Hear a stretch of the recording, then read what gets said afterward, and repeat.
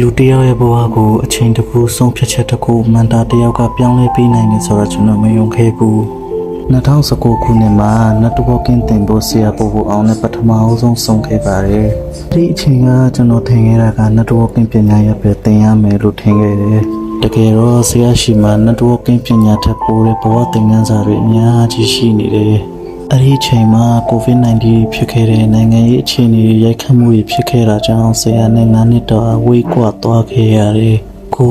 2026မှာဆရာနဲ့ပြန်ဆောင်ဝေးပြန်တွေ့ခွင့်ရခဲ့တယ်။ဒီတစ်ခေါက်မှာတော့ ID ပညာရပ်တင်မဟုတ်တော့ဘဲနဲ့ဘဝရဲ့အရေးကြီးလိုအပ်တဲ့ life purpose တွေ vision တွေ goal တွေ identity တွေကိုရှာဖွေသင်ယူခဲ့ရတယ်။ life purpose training တွေကကျွန်တော်သဘောကျဆုံး skill တွေက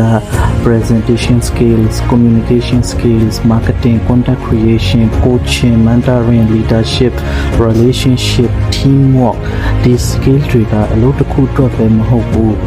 ဘယ်လုပ်ငန်းမဆိုပဲ career မဆိုအသုံးဝင်တဲ့ skill set တွေဖြစ်တယ်။ဥပမာသင်ဟာစီးပွားရေးလုပ်တဲ့လူတစ်ယောက်ဆိုလို့ရှိရင် communication ကောင်းရင် customer တွေကိုယုံကြည်အောင်ပြောတတ်လာတယ်။ marketing နားလည်လာရင်ကို product တွေကိုပိုရောင်းရလာတယ်။ presentation skill ကောင်းလာရင်လူတွေကို influence လုပ်နိုင်တယ်။ relationship ကောင်းလာရင်အခွင့်အရေးတွေပိုရလာတယ်။အဲဒီဟာတွေအကုန်လုံးကဒီ life purpose ဆိုတဲ့ training ထဲမှာရှိတယ်။ life purpose ဆိုတာကအိမ်မက်တစ်ခုရှာတာပဲမဟုတ်ကိုယ့်ဘဝကိုဘယ်လိုတည်ဆောက်ရမလဲဆိုတာပါသိသွားတဲ့ training လေးတစ်ခုပဲ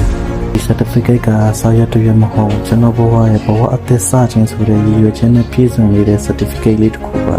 ခုလေဆရာစီကဆက်ပြီးသင်ယူနေတယ်မနေ့ကတည်းကဒီနေ့ပိုကောင်းတဲ့နေ့ရက်တွေကိုကိုတည်ဆောက်နေတယ်ဒီအရာတွေအားလုံးကဆရာကိုကျေးဇူးအထူးတင်ပါတယ်ဆရာ